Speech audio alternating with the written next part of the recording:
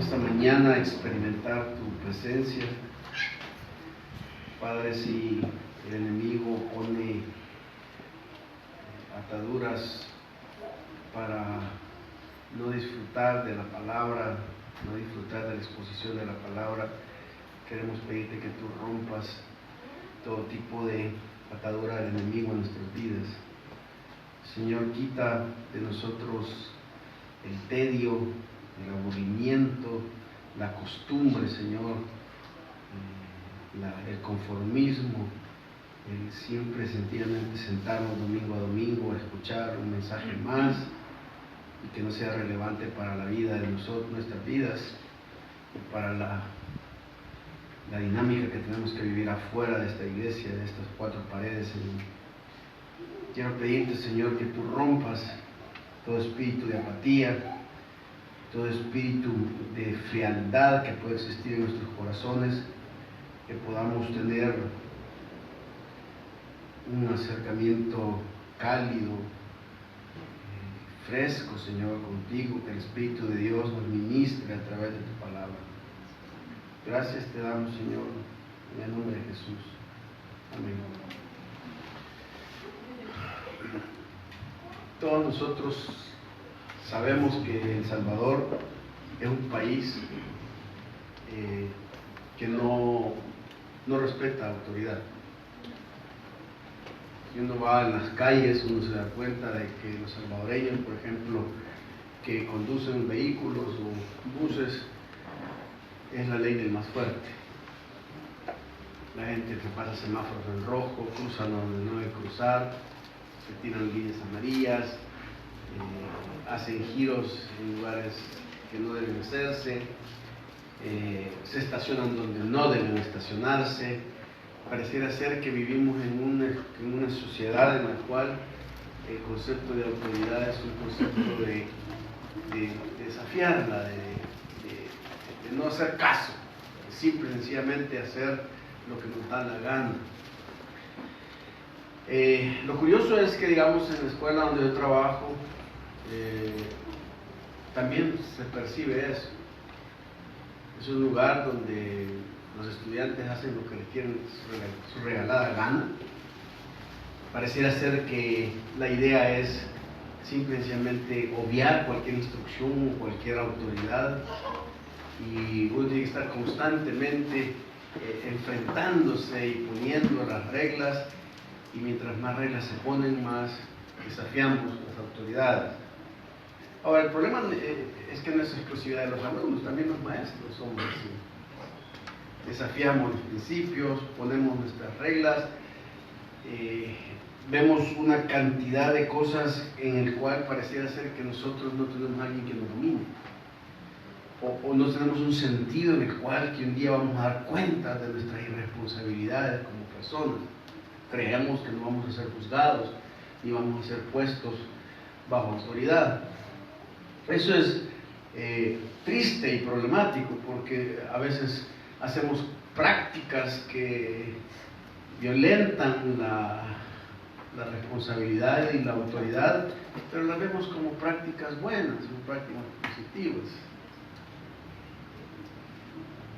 Alguien me contó una historia de que un muchacho, hijo de ellos, por manejar como loco, se fue a chocar y golpeó a un carro, y el carro, atrás estaba una familia, gracias a Dios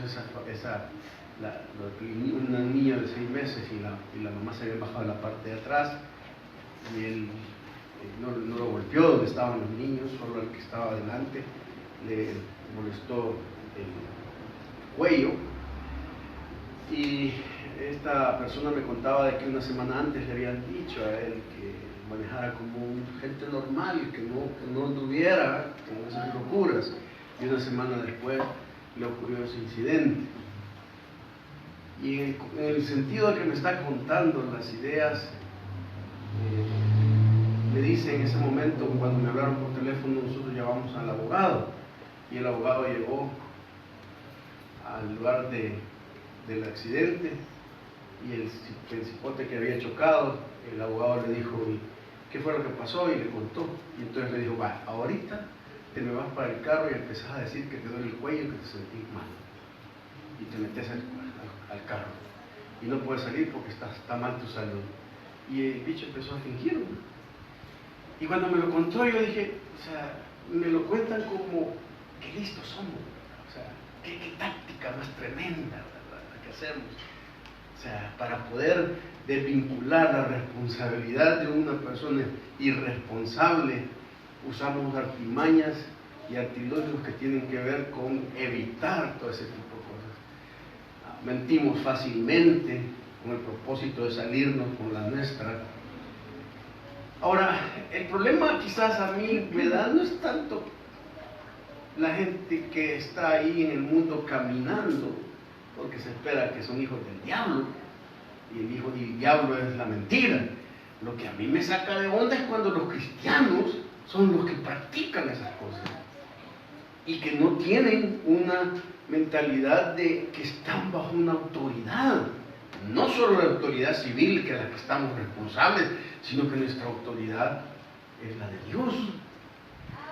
Eso me puse a pensar y dije, es que en realidad nosotros como cristianos no tenemos una mentalidad de reino. Es decir, una mentalidad en la cual entendemos que nosotros tenemos un vínculo con un rey que nos manda y nos gobierna todas las áreas de la vida. Y que ese rey, simple y sencillamente, cuando establece su reino, somos responsables de reflejar lo que ese rey está diciendo en sus legislaciones. A veces parecemos como en Inglaterra, que le dan una tremenda auge y un tremendo conocimiento a los reyes de Inglaterra, pero ellos no mandan. Los que mandan son los parlamentarios, pero los ponen como su máximo respeto, pero al final en la toma de decisiones los reyes no tienen ninguna injerencia en términos legales porque son los parlamentarios. Y nosotros venimos y cantamos, eres mi rey soberano, yo soy tu siervo y todo, pero a la hora de hacer las cosas en la vida práctica, la pregunta es, ¿dónde está el reino de Dios en nuestras vidas? Porque el reino de Dios tiene que ver con el señorío de Dios en nuestras vidas. Ahora, lo curioso del caso es que Jesús, en la oración que muestra, Él establece que una de las cosas que nosotros debemos hacer como hijos de Dios es que debemos orar porque el reino de Dios se establezca. Es decir, no solamente se establece por nuestra presencia, sino que nosotros también somos promotores de ese reino, que tiene que ver con todo lo que el reinado de Jesús necesita para nuestras vidas. Ahora, en el libro de Mateo, nosotros observamos que dice, vosotros pues, versículo 9, capítulo 6, vosotros pues oraréis así: Padre nuestro que estás en los cielos, santificado sea tu nombre, venga tu reino. ¿Por qué Jesús le dice a sus discípulos, señores, ustedes deben orar porque el reino de Dios venga? En sus oraciones, en su diario devocional y en su espiritualidad como cristianos, debe sentirse la petición de que el reino de Dios debe estar presente. Ahora, en la traducción del texto, quizás haciendo una definición de las palabras en el texto original y la forma verbal del griego, quizás entenderíamos mejor, porque cuando hablamos de reino, nos imaginamos reyes, vasallos, castillos, todo ese tipo de cosas. Pero en términos de esto, quizás no es tanto una situación como un sustantivo reino, sino que es una acción verbal. La traducción del texto debería de ser, en lugar venga tu reino, se debería traducir como establece tu reinado. Cuando ya hablamos de establecer tu reinado, ya la cuestión cambia, es dinámico, porque no estamos hablando de una cuestión visible, concreta, sino de una acción que va a establecer el señorío y el reinado de Jesús en nuestras vidas. Y no solamente en las vidas de los cristianos, sino en la vida de toda una nación y de donde el cristiano se desenvuelve. Ahora, esta frase nos habla de tres cosas básicas. La primera cosa que esta frase nos habla es que nos habla de una necesidad del reino. Este está vinculado con el carácter del reino de Dios. La pregunta que uno se hace es que ¿qué significa reinado de Dios? ¿Qué significa cuando una persona ora a Dios y establece ese tipo de oración? Establece tu reinado, habla de una gran necesidad, porque hay 3 grandes reinados que vivimos hoy. 2 están vinculados y uno que es el del reino de Dios. Cuando nosotros decimos establece tu reinado, estamos declarando que entonces Jesús tiene que ser entronizado en la vida nuestra. Eso significa que si yo digo establezca su reinado en mí, quiere decir que yo no soy el que estoy sentado en el trono. Es una lucha contra el ego de uno. Hermanos, el hecho de que nosotros ahorita no le demos cuenta a Dios de nuestros actos no quiere decir que estamos gobernando y que tenemos derecho a usurpar el reino de Dios. Cuando yo le digo a Dios, establece tu reinado, estoy diciendo, ya no quiero reinar más yo. Ya no quiero yo tomar las decisiones sobre mi vida. Quiero que las tomes tú sobre mi vida. Eso significa que entronizamos a Dios y desentronizamos el yo. Ese yo que es tan común en nuestras vidas y que puede ser metido en diferentes sutilezas, porque puede estar mezclado con el yo egoísta, pero con el yo egoísta con cosas buenas. Es peligroso cuando soy yo el que entronizo mi vida y dejo a un lado el trono de Dios. La segunda cosa que yo veo en el texto es que cuando yo digo establece tu reino, significa que Cristo es el que reina, está en el trono. No estoy yo más en el trono. Y en tercer lugar, el enemigo, el antirreino que es Satanás, ya no debe reinar.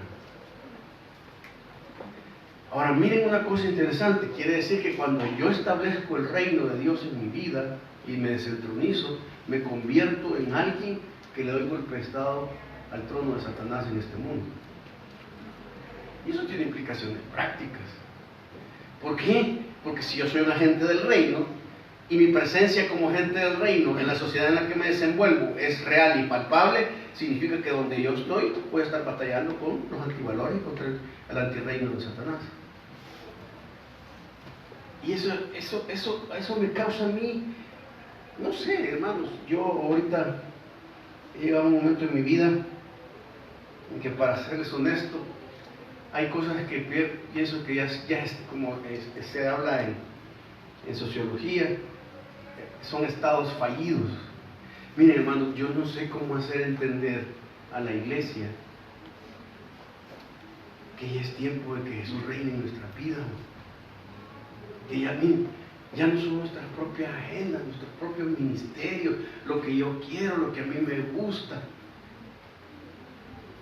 ¿Cuándo vamos a entender que no podemos ser mediocres en el reino de Dios, hermano? Es que miren, un ciudadano del reino es un ciudadano a 100%, no puede tener 2 nacionalidades, no se puede, porque si tiene 2 nacionalidades, entonces está diluido su fidelidad. A mí me da risa los que se van para los Estados Unidos, se van llamando Concha y regresan llamándose Connie. Y tienen una mentalidad de que, no, es que allá. ¿Han visto ese tipo de personas que cuando nacieron aquí, nacieron del palo a la cáscara amarga, anduvieron descalzos y luego regresan aquí y vienen a comparar, no, es que allá tal cosa, y nos hablan de tal cosa y tal grandeza? Y uno dice, ya se le olvidó ser guanaco. Ya es 8. Ya está mezclado, ya no es aguacatero 100%. ¿Por qué es que tan fácilmente encontramos tantas maneras de violentar el reino de Dios y no establecer un antirreino? Miren, hermanos, de veras se los digo, los cristianos del tiempo de la comunidad emergente del Nuevo Testamento eran gente que cuando entraban en contacto con el reino de Satanás y el reino del mundo, caían mal. ¿Por qué caían mal? porque ellos le llamaban a la verdad, verdad, a la luz, luz, y a las tinieblas, tinieblas. Y ese es el grave problema que tenemos. No estamos acostumbrados, ni creemos nosotros que tenemos que pasar el oso de caerle mal a alguien por decirle las cosas que Dios dice que debe decirse. Y por eso es que lo marginan a uno. Todo el mundo no es que esté un disparado, a este le dicen las cosas a las personas, pero hermanos, los cristianos somos antirreino del diablo. Deberíamos de caer mal. ¿Sí? Cuando llegaban los cristianos a un pueblo, la gente decía, miren, estos que trastornan el mundo andan por aquí. A Pablo le dijeron que era una plaga. ¿Por qué? Porque él simple y sencillamente era un hombre que con el reino de Dios en su vida convertía un antirreino a Satanás y destronaba las potestades. Hermano, destronar las potestades no tiene nada que ver solamente con ejercer dones carismáticos. Destronar las potestades tienen que ver cuando su vida, simple y sencillamente, es un agente de cambio en las tinieblas en las que vive. Esta semana estábamos viendo un video donde escenifican la historia de Daniel, de los tres niños, Misael, Azarías y Ananías, Misael y Azarías, los tres jovencitos que fueron a Babilonia, y que cuando el rey les dijo, señores, ustedes todos tienen que, al sonido de una trompeta, todos tienen que arrodillarse ante la imagen del rey. Y todos se arrodillaron y solo ellos tres permanecieron parados. Es más impactante ver la imagen, ver la historia, que cuando uno la está leyendo y se la imagina. Y el rey dice, bueno, ¿y estos tres qué les pasa? ¿Por qué no hacen eso? Y ellos dicen, nosotros no vamos a obedecer ni vamos a doblegarnos ante un hombre, porque obedecemos y nos doblegamos ante Dios. Y entonces van a morir. Y le dijeron, bueno, nuestro Dios es capaz de librarnos del horno, y si no nos libra, tampoco vamos a hacerlo. Y los lanzan al horno, y es bien interesante cómo hacen toda la escena, cómo se ve que ellos caen, cómo Dios está en medio de ellos, cómo se ve que no les pasa nada. Y yo le decía a mi esposa, o sea, Dios se dio algunos lujos en la antigüedad, o sea, para hacer ese tipo de milagros, ¿no? Y uno se pregunta, ¿por qué es que ahora simple y sencillamente no hay un poder de esa manera de Dios? Y la respuesta lógica, porque no hay gente de calidad como Ananías, Misael y Azarías, pues, que se rifan la vida por decir, no voy a perder mi lealtad a Dios. Porque muchos cristianos son como aquel cómico Groucho Marx, no sé si lo conocieron ustedes, es un cómico muy ácido, y él decía, bueno, estas son mis convicciones, y si no les parece tengo otras. Así somos los cristianos. Sí, son mis convicciones, sí, pero no estamos tan dispuestos a librarnos. Llegamos a nuestras iglesias con una religiosidad y una apatía, porque estamos tan acostumbrados a oír lo mismo y a repetir lo mismo, y pareciera ser que no hay una cuestión, y vivimos afuera vidas tan mediocres, tan débiles, tan antirreino de Dios, y entonces decimos, ¿cuál es en realidad este valor del reino de Dios? Hermanos, es una necesidad de entronizar a Cristo, es una necesidad de desentronizarlo a usted, y es una gran necesidad de desentronizar al diablo. Usted debería ser una persona a la cual debe desentronizar al enemigo en el lugar donde está. La segunda cosa, esta palabra nos habla, es que nos habla de una actividad. Cuando escuchamos la palabra del reino y el reinado, implican dos cosas. Un reinado tiene su rey y tiene sus vasallos, ¿sí o no? Nosotros desplegamos actividades visibles en el reino de Dios, a través de la honradez, de los valores que tenemos como cristianos, de nuestra honestidad y fidelidad a Dios. Nosotros deberíamos, hermanos, tener una actitud de tener actividades que hablan acerca del reino. En la viña se caracteriza por hablar sobre el reino de Dios. Y en la viña hay un concepto a nivel de teología que se habla que el reino está presente pero está ausente. Se habla como el ya y el todavía no del reino. Yo no estoy de acuerdo con eso. Porque el reino de Dios no es que no es que esté a un pedacito y luego se va a manifestar completamente. Lo que yo percibo es que la gente, todos ustedes y nosotros somos la actividad de Dios en la sociedad. Y a medida que los hijos de Dios permean los valores y las sociedades en las que están, el reino es visible. El reino es ausente y es invisible cuando nosotros, los vasallos de ese reino, dejamos de hacer las cosas que deberíamos de hacer y el antirreino toma ventaja. Porque mira, hay una cosa importante en esto. Si usted que tiene la luz en un grupo en el que se desenvuelve no ejerce la luz, eso no se queda en un vacío. ¿Sabe por qué? Porque entonces las tinieblas van a superar su luz. ¿Qué es lo que le quiero decir? Nadie en la vida cristiana tiene una posición neutral. Porque al tener una posición neutral, usted simple y sencillamente es absorbido por las tinieblas. ¿Me entiende? Cuando hay menos luz, hay más tinieblas. Cuando hay más luz, hay menos tinieblas. En la medida que usted no ejerce su ministerio como reino, como agente del reino de Dios en el lugar donde está, el reino no ha llegado ahí. ¿Por qué? Porque el antirreino se está manifestando. El problema del reino que no se ve, que no es visible, que no se manifiesta, es un problema de ética, no de escatología. Ese reino que Dios tiene para nosotros es un reino visible presente, pero hace auge y impacta la sociedad a medida de que usted se comporta como un vasallo de ese reino. Mientras más permea la sociedad en la que usted está y su luz alumbra más, menos tinieblas hay y más visible es el reino de Dios. ¿Por qué no es tan visible el reino de Dios hoy?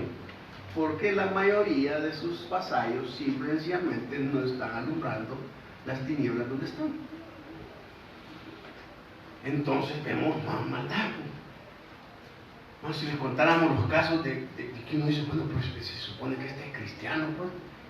¿Y por qué? Ahí en la escuela, los cristianos, los que recitan los versículos bíblicos son los más bolos, los más mediocres, los más tardistas. Y vayan a verlos en los grupos de alabanza, llorando y diciendo un montón de cosas. Un día a uno de ellos le digo yo, porque el grupo que es de los que se van a graduar del 12, tienen las prácticas de que se ponen camisetas con eslogan para ¿cómo se llama?, identificarlos. Y en una de las últimas camisetas que se ponen, como hay varias bichas que son de estas de Opus Dei, que son de los más agresivos, mandaron a hacer una camiseta que decía: nuestro respeto y fidelidad a Nuestra Señora de los Cielos. Fíjese. Y aquí tenía una virgen con una corona y todo. Y de repente lo veo a 2 o 3 de los que dicen que son cristianos con las camisetas. Y llamo a uno y digo: mira vos, ya te diste cuenta de lo que estás haciendo. O sea, a vos no te preocupa que seas una persona que decís que cree en Jesucristo como tu Señor y Salvador, y te estás poniendo una camiseta que dice que la Virgen, la Señora del Cielo es tu reina. Y me dijo: es que si no me hubieran sacado del grupo por hostil. Y le digo yo: ¿será que te atreverías a pasar al grupo de alabanza donde tocas con una camiseta de esa? No, me dijo. ¿Y entonces por qué aquí sí lo acepto? Y pareciera ser que eso es legalismo radical, ser una persona tolerante, pero no, hermanos. Los valores del reino de Dios son valores innegociables, porque son actividades que usted y yo debemos desarrollar dentro de nuestras vidas. La generosidad, el perdón, todo ese tipo de cosas. Pero no tenemos esa facultad nosotros para poder desarrollar ese tipo de cosas. La tercera cosa que veo con relación a esto es que el reino de Dios, o establece tu reinado, no solamente es una necesidad o es una actividad que hacemos, sino que también tiene una gran virtud este reino. ¿Sabe por qué? Porque este reino tiene una finalidad. Miren, el reino de Dios es un reino visible presente, pero la Biblia establece que al final de las edades Dios va a establecer su reino. ¿Sí? Es decir, la presencia visible de Jesucristo descenderá a esta tierra, establecerá su reino, las naciones se someterán a ella y Dios va a establecer sobre todo el mundo su autoridad y señorío. Es cuando se cumple la promesa que toda lengua confesará que Jesús es el Señor y toda rodilla se doblará. Oye, esa frase en Filipenses dice que toda lengua confesará y toda rodilla se doblará. Eso, mis amados hermanos, no lo vamos a lograr nosotros. Es ahí donde nosotros nos diferenciamos mucho de algunas corrientes de pensamiento. Nosotros, por lo menos lo que estamos tratando de compartir aquí, creemos que Dios en un momento histórico, que Él es el único que Él sabe, va a irrumpir la historia del ser humano, va a juzgar al mundo, va a establecer su reino, y ese reino va a ser literal y visible. A eso se le llama premileniarismo. Eso es lo que nosotros en muchas de nuestras iglesias nos han enseñado. Hablamos de la segunda venida de Cristo, hablamos de la presencia de Dios en un reino milenial, y esa va a ser la presencia de Dios. Hay otros que dicen que no es así. Otros dicen, los que son amilenaristas, es decir, que no creen en una presencia real visible, creen que la presencia de la iglesia a través de la influencia en la sociedad es el mundo, en la iglesia la que va a cambiar al mundo y va a establecer el reino de Dios por medio de la iglesia. Y eso lo creen los católicos, lo creen algunos pentecostales, que es la iglesia la que va a establecer. Por eso ustedes entenderán ciertos movimientos políticos de hermanos pentecostales, que ellos decían, pongamos a un presidente evangélico en una nación, porque al poner un presidente evangélico y dar el poder a esa nación se va a convertir en cristiana, porque va a venir para abajo todo el cristianismo. Pero eso es imposible. En primer lugar, porque ningún hombre es lo suficientemente bueno para poder establecer cosas buenas a otro hombre, ¿se fijan? O sea, nosotros no tenemos la capacidad de establecer reinos buenos. Y en ese sentido, mis hermanos, ningún pinche presidente de la república puede establecer cosas buenas en una sociedad, ni va a llevar justicia. No lo va a hacer jamás, porque ese presidente es corrupto, tiene debilidades y serias adversidades para hacerlo. El de querer y depender de un hombre para establecer cosas buenas en una sociedad y para que haya justicia, hermanos, es una utopía y es un idealismo que no se va a cumplir. En pocas palabras, los que creen que Nayib Bukele va a cambiar este país con las nuevas ideas están fritos, porque no lo va a hacer, porque Nayib Bukele, si no tiene a Jesucristo, es un corrupto que está destinado a la condenación. O sea, pero hay gente. Entonces ustedes mirarán todos los movimientos que han habido. Por ejemplo, hubo un movimiento que se llamó la Teología de la Liberación. La Teología de la Liberación tenía como mentalidad al pobre como su objeto de defensa. Ese pobre era el que Jesús vino para darle bendición y todo lo demás. Luego la Teología de la Liberación se fue desgastando por los cambios que hubo a nivel social del comunismo y todo eso. Y ahora hay un nuevo objeto de redención. Ya no son los pobres, ahora es el feminismo. Es el movimiento del feminismo, son los oprimidos, ahora los que hay que liberar. Entonces, lo que quiero establecer es esto. Es una finalidad que la Biblia enseña que Dios en un momento determinado, en su segunda venida, va a irrumpir en esta historia. Y al irrumpir en esta historia, Jesucristo establecerá su reino. Ese reino es un reino para establecer justicia. Y esa justicia es no solamente para su pueblo, sino para todo el mundo. Entonces, ¿sabe qué? Todos aquellos que pertenecemos a ese reino, vamos a participar de ese reinado. Por lo tanto, este reino no solamente es una necesidad o una actividad, sino que tiene una finalidad. Cuando nosotros decimos, venga tu reino, o se establezca tu reinado en la vida de las personas, estamos dándole a esa persona una esperanza final, una esperanza escatológica, una esperanza que le decimos, mira, man, aunque el reino aquí ha sido perseguido y las tinieblas sobrepasen al reino, llegará un momento en que el rey de este reino va a romper la historia y va a establecer su justicia, y tú estarás ahí para gobernar. En pocas palabras, hermanos, nosotros tenemos una tremenda esperanza grandiosa cuando decimos, Dios establezca tu reino. ¿Sabe por qué?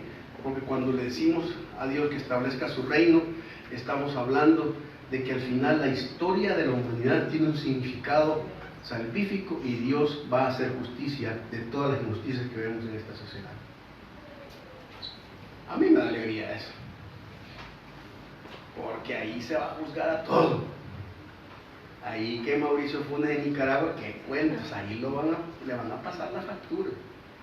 Ahí todos, los peores, los grandes redentores, Stalin, Che Guevara, los grandes hombres que hicieron la gente más corrupta, más pecadora, qué sé yo, Hitler, los jugadores del Real Madrid, todos ellos ahí van a ser juzgados por su maldad en este mundo, por lo que hicieron, por haber dañado tanto a estas generaciones. Así que, hermanos, tenemos una finalidad.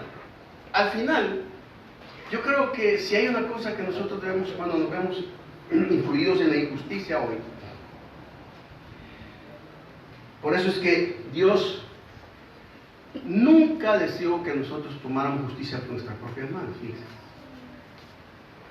Y es que la gente piensa, pero es que Dios no hace nada.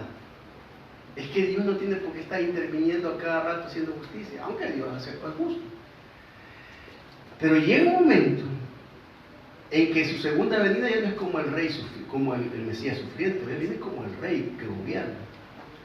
Es el rey que demuestra Apocalipsis, y es un rey que va a traer una seguridad y una paz a nuestra vida y a nuestro mundo.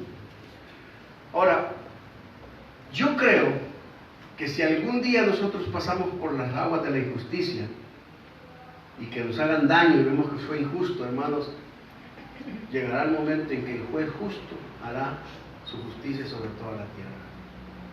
Y esa es una gran esperanza. ¿Por qué? Porque al final, hermanos, pertenecemos a ese reino. Usted, como hijo de Dios y como hijo de Jesucristo, pertenece a ese reino y tiene ese futuro glorioso.